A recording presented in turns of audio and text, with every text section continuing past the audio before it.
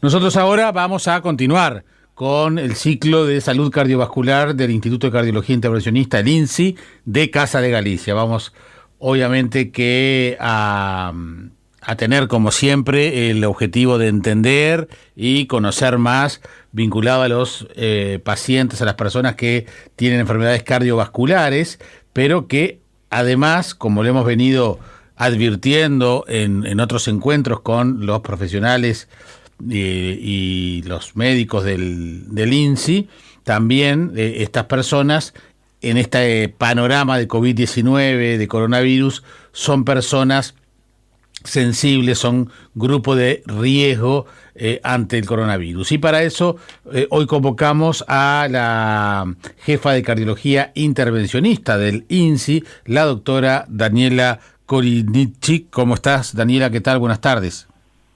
Hola, buenas tardes, Jaime, ¿cómo estás? Muy bien, gracias por atendernos.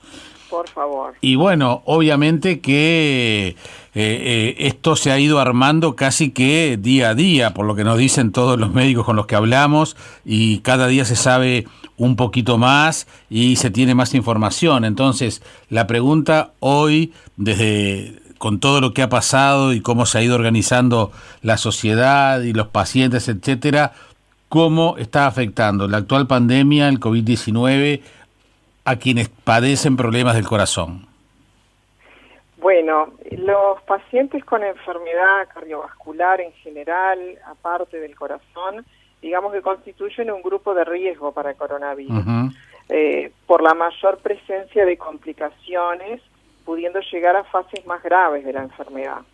Hoy tenemos información, si bien de poco tiempo, pero muy vasta, de múltiples estudios y registros que han demostrado que los pacientes con comorbilidades cardiovasculares subyacentes, o sea, pacientes que son hipertensos o que tienen enfermedad arterial coronaria, que han tenido un infarto, están operados del corazón, ellos son más propensos a sufrir la infección grave por coronavirus, que requieran ingreso a cuidados intensivos y por lo tanto se asocian también con una mayor mortalidad. Claro, claro. ¿Y cómo es la presentación clínica de los pacientes cardiovasculares cuando justamente se enferman de COVID-19? Claro.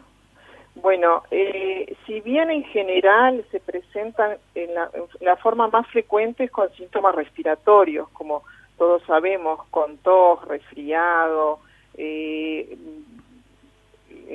digamos que comparten los síntomas con el resto de la población, pero en este grupo en especial no es inusual la presentación con síntomas de la esfera cardiovascular. Quiere decir que de alguna manera pueden enmascarar la infección por coronavirus y presentarse como una descompensación de su enfermedad, de su patología previa, por ejemplo, con falta de aire por insuficiencia cardíaca, inclusive se pueden presentar como un infarto, con una infección del músculo como una miocarditis, inclusive con una arritmia grave hasta un paro cardíaco.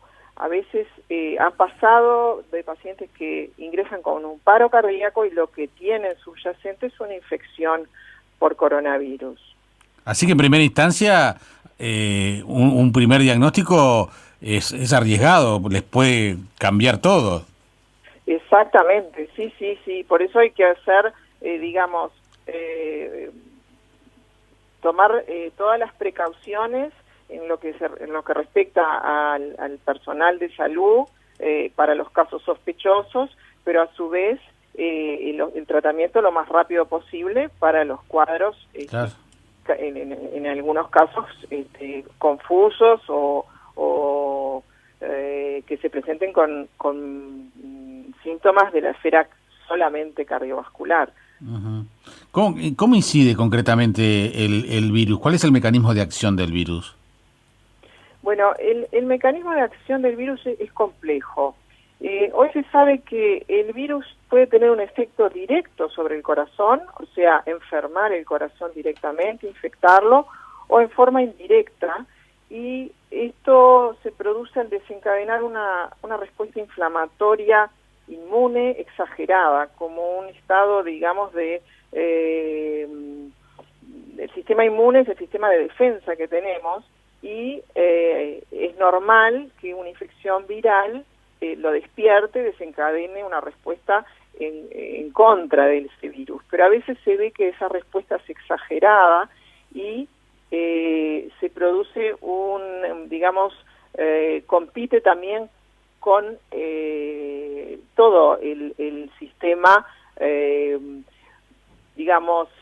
no llega a ser una respuesta generalizada que afecta tanto el pulmón, el corazón, el riñón, el cerebro. Inclusive se han visto también, y hoy es una de las hipótesis, que provoca trombos, o sea, coágulos en las arterias de todos estos órganos. Uh-huh. Qué cosa, ¿no? Pensar que en los primeros días lo reducíamos a una enfermedad pulmonar, ¿no? Bueno, sí, en general, digamos, los casos leves se presentan como infecciones respiratorias, pueden ser altas. Claro. Hay otra fase más avanzada que es la infección, digamos, que llega al pulmón, pero en las fases graves y más tardías, no solo es la infección del virus, sino es la respuesta exagerada, digamos, del propio organismo contra el virus, que termina afectando el resto de los órganos. Uh-huh. Doctora, ¿y la edad de los pacientes? Bueno, ¿Es un dato relevante en este panorama? Claro, la edad en los pacientes mayores de 65 años en sí forman un grupo de riesgo por sí solo, independientemente de las otras cosas que puedan tener. Lo que sucede es que en un porcentaje alto de pacientes mayores de 65 años tienen otras comorbilidades, claro, otras enfermedades. Entonces asocian la edad con la hipertensión o la obesidad, la diabetes, el colesterol alto, y bueno, son todos factores que algunos de ellos inclusive disminuyen la respuesta inmunitaria del propio paciente. Uh-huh. Es un combo, digamos, de factores de riesgo. Y entonces, ¿cuáles son las medidas que deben tomar las personas con enfermedades cardiovasculares ante este panorama? Bueno, los pacientes con enfermedades cardiovasculares deben continuar el tratamiento habitual. No deben suspender la medicación, sobre todo la antihipertensiva, que en algún momento se habló de esto, no la deben suspender. Deben continuar la dieta. El doctor Besada, en la audición pasada, nos retó a todos si alguno suspendía la medicación de la presión. No, exacto. Bueno, lo que pasa es que hubo mucha información y ustedes especialmente saben lo que son las noticias falsas, o quizás no falsas, pero información preliminar que no hay, que requiere más estudios para realmente confirmarlo, ¿no? Uh-huh. Así que tenemos que ponernos de acuerdo en que la medicación de la presión no hay que suspenderla. Tampoco hay que suspender la dieta ni el ejercicio. Uh-huh. Intentar continuar con el ejercicio. Pero me quiero detener acá un poquito en que los pacientes con enfermedad cardiovascular sobre todo tienen que consultar ante la presencia de los síntomas. O sea, un paciente que le duele el pecho, le falta el aire, palpitaciones, tiene mareos, todos esos síntomas tienen que hacer que el paciente consulte, porque lo que hay que evitar es retrasar el tratamiento de los cuadros agudos. Como consecuencia de las campañas con énfasis en el distanciamiento social y a su vez la adaptación que el sistema sanitario ha tenido que tomar, se ha observado un aumento del tiempo de consulta en pacientes que tienen patologías previas. Específicamente, los pacientes que tienen un infarto, un síndrome coronario, se ha visto un incremento importante del tiempo que pasa entre que el paciente empieza a sentir los síntomas y el primer contacto médico, ya sea en la consulta en emergencia, el ingreso, inclusive a las salas de hemodinamia. Se ha visto que ha bajado el número de procedimientos, que es el tratamiento que hay que hacer para los cuadros coronarios agudos, porque sencillamente los pacientes dudan en consultar por temor al contagio. Entonces, este tiempo que viene, ahora el frío, es la época del año donde estas patologías tienen mayor frecuencia y no se detienen durante la pandemia, se suman, digamos. Uh-huh. Entonces, realmente aconsejamos que los pacientes cardiovasculares no ignoren ni desestimen los síntomas. Lo hemos conversado varias veces que, hablando del corazón, el tiempo es músculo, ¿verdad? Uh-huh. Entonces, consultar a tiempo es de enorme importancia para recibir el tratamiento adecuado en cada caso. Uh-huh. Y a su vez, las vías para atenderse son las mismas que antes de la pandemia. O sea, un paciente que es hipertenso y comienza con un dolor en el pecho, bueno, consulta la emergencia de sustitución o consulta la emergencia móvil o por atención telefónica, porque los cardiólogos y las instituciones están preparados para evacuar esas consultas y a su vez protegerlos de la infección. Con esto quiero decir, si bien existe la pandemia, los pacientes que tengan descompensaciones de su enfermedad las van a seguir teniendo a pesar de la pandemia. Entonces, esos casos hay que tomarlos muy en cuenta y no retrasar las consultas ni el tratamiento. Uh-huh. Doctora, para terminar, al pasar dijiste que hacer ejercicio. ¿El hacer ejercicio aún saliendo de la casa o generar rutinas dentro del hogar? Bueno, lo ideal es mantener el ejercicio en la casa.